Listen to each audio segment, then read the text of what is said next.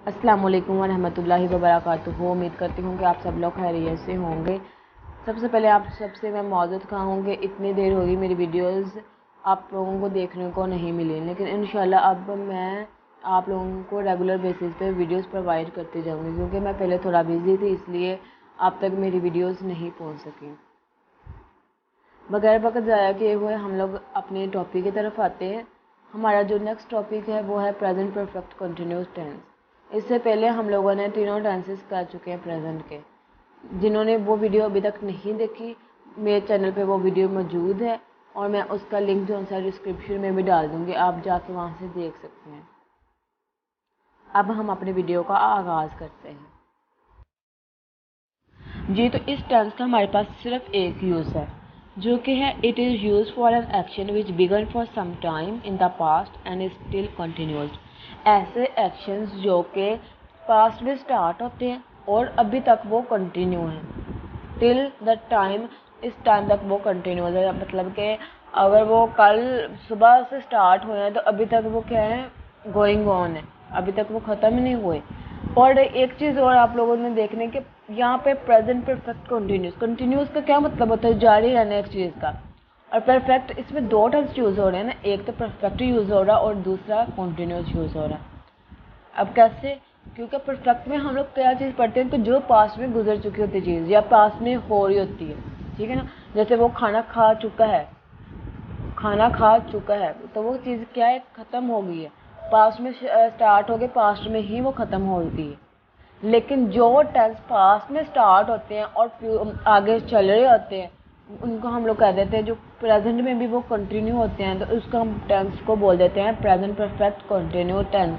कुछ टेंस ऐसे होते हैं जो प्रेजेंट, इस तरह के टेंस होते हैं जो कि प्रेजेंट हम लोग परफेक्ट में भी यूज़ करते हैं, लेकिन वो थोड़े डिफरेंट टाइप के होते हैं और ये थोड़े डिफरेंट टाइप के हैं। इसमें क्या होता है, उसमें मोमेंट्स आ जाते हैं, लेकिन इसमें क्या होता है कि इसमें मोमेंट्स भी आ जाते हैं, हमारे पास एक्शंस भी आ जाते हैं। कोई ऐसा काम जो कि पास्ट में शुरू हुआ था और अभी तक वो गोइंग ऑन, अभी तक वो कंटिन्यू है। For example, she has been sleeping since 8 o'clock। वो सुबह 8 o'clock, वो सुबह 8 बजे से सो रही है। अब वो सुबह 8 बजे से, अब कुछ स्टूडेंट को इस बात पे कन्फ्यूज़न होती है कि सिंस कहाँ पे लगाना है और फॉर कहाँ पे यूज़ करना है। इस चीज़ पे बच्चे बहुत ज़्यादा कन्फ्यूज़ हो जाते हैं। तो मैं आप लोगों को बताते चलूँ कि सिंस हम लोगों ने जहाँ पे हमें स्पेसिफिक टाइम गिवन होता है, जैसे इन्होंने हमें इस टेंस में बताया है कि वो सुबह से सो रही है, सुबह 8 बजे से वो सो रही है, तो उन्होंने मेंशन कर दिया कि सुबह के 8 बजे से वो सो रही है। स्पेसिफिक टाइम हमें गिवन है, तो यहाँ पे हम लोग सिंस यूज़ करेंगे।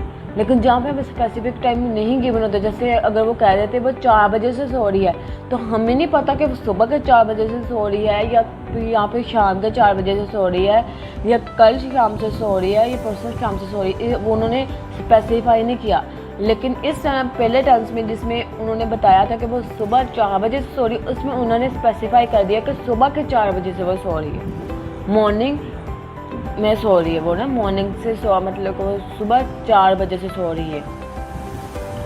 तो ये हमारे पास क्या हो जाएगा, प्रेजेंट परफेक्ट हो जाएगा। यहाँ अब आप लोगों को, मुझे यकीन है कि आप लोगों को सिंस और फॉर की समझ आ गई होगी, लेकिन अगर फिर भी किसी भी स्टूडेंट की कहीं भी कोई कन्फ्यूजन है तो वो मुझसे कमेंट करके पूछ सकता है, मैं उसकी कन्फ्यूजन दूर कर दूँगी। उसके बाद सेकंड जो एग्जांपल है, I have been working for many days. अब जैसे फॉर, यहाँ पे मैं बहुत दिनों से काम कर रहा हूँ। अब मुझे नहीं पता बहुत दिन कितने हैं, मैं कितने दिनों से, 3 दिन से काम कर रहा हूँ, 4 दिन से, मुझे नहीं पता। मैंने डेज उसने लिख दिया, उस पर कोई स्पेसिफाई डे नहीं उसने किया तो 4 दिन या 5 दिन। अगर 4-5 दिन वो कह देते, हमें नहीं पता होता कि वो 4-5 दिन कौन से हैं, लेकिन हम लोग वहाँ पर सिंस यूज़ कर सकते होते हैं, क्योंकि हमें उन्होंने बता दिया होता है कि आज 4 दिन से या 5 दिन से। लेकिन यहाँ पे उन्होंने हमें स्पेसिफाई नहीं किया तो कितने डेज, फॉर मैनी डेज उन्होंने लिख दिया मैनी डेज। अब मैनी डेज हमें नहीं पता कितने हैं, तो यहाँ पे हमारे पास क्या होगा, फॉर यूज़ होगा। सिंपली आप लोगों ने याद रखना कि जहाँ पे आप लोगों को टाइम गिवन होगा, स्पेसिफिक टाइम गिवन होगा, वहाँ पे आप लोगों ने सिंस लगाना। जैसे कोई कह देता है, अगर आप लोगों को कोई स्पेसिफिक ईयर मेंशन होता है, अगर हम लोगों को कह देते हैं कि वो 2 साल से पढ़ रहा है, 2 साल, हमें नहीं पता कौन से वो 2 साल है, ठीक है ना, तो हम लोगों ने यहाँ पे क्या यूज़ करना है, फॉर यूज़ करना है। जहाँ पे हमें स्पेसिफाई ना हो वहाँ पे हम लोगों ने फॉर यूज़ करना है। लेकिन जहाँ पे हमें स्पेसिफिक होता है, जैसे कह देते हैं कि वो 2000 से इस घर में रह रहा है, तो वो हमारे पास एक स्पेसिफिक टाइम उसने हमें दिया हुआ है, तो वहाँ पर सिंस यूज़ हो जाएगा। उम्मीद करती हूँ कि आप सबको समझ आ गई होगी। और यहाँ पे जो हैज़ बिन और हैव बिन यूज़ किया गया है वो हेल्पिंग वर्ब है हमारे पास।